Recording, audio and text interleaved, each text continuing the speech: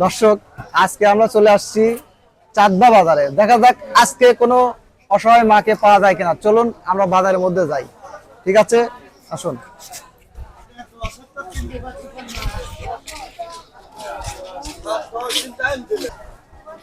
ভালো আছেন? হ্যাঁ, আপনার বাসা কোথায়? লক্ষণপুর। আপনি বাজারে কি করেন? ও, দোকানে দোকানে পানি দেন? হ্যাঁ, এই পানি দিয়ে যে টাকা পান, এই টাকা নেই সংসার চালান। আমরা যদি আপনাকে বাজার করে দেই, বাজার নিবেন? হ্যাঁ, ঠিক আছে দর্শক, আমরা চলে আসছি চাঁদবা বাজারে। তো বাজারে এসে একটা অসহায় মাকে পালাম, তো ওনাকে আমরা বাজার করে দেব। ঠিক আছে, চলেন, আসেন আসেন। ভাই, ভালো আছেন? কি অবস্থা আপনার? তো ওনার জন্য আমরা কিছু বাজার করব। এদিকে আসেন, এদিকে আসেন। আপনার কি কি লাগবে? এদিকে আসেন। তরি তরকারি বিদায়ের পাশে। আপনার কি কি লাগবে এখানে বলেন? আচ্ছা, লবণ দেন, মরিচের গুঁড়া দেন।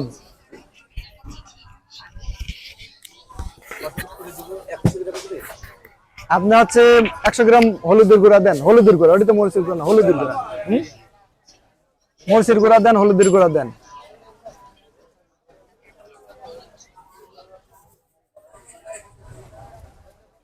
এটা কিসের গুঁড়া? সজের গুঁড়া, তাই না?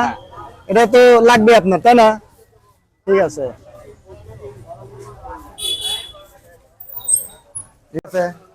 ভাই আসসালামু আলাইকুম। ওয়ালাইকুম আসসালাম। কি কি আছে ওনাকে একটু বুঝাই দেন। আচ্ছা, এখানে তেল, লবণ, মশলা এগুলো আছে। আর এখানে কি কি আছে? ওখানে রাখেন আপনি। এখানে আছে মাছ। দেখেন, উনি সবকিছু বুঝাই দিচ্ছে। ঠিক আছে, এটা মাছ। আর এখানে উনার পরিবারের কাঁচা বাজার দরকার, মানে সবজি যত কিছু দরকার, লবণ, তেল, আলু, পেঁয়াজ, মরিচ, মানে একটা পরিবারের যতগুলা সবজির দরকার সবগুলো ওনাকে আমি বাজার করে দিছি।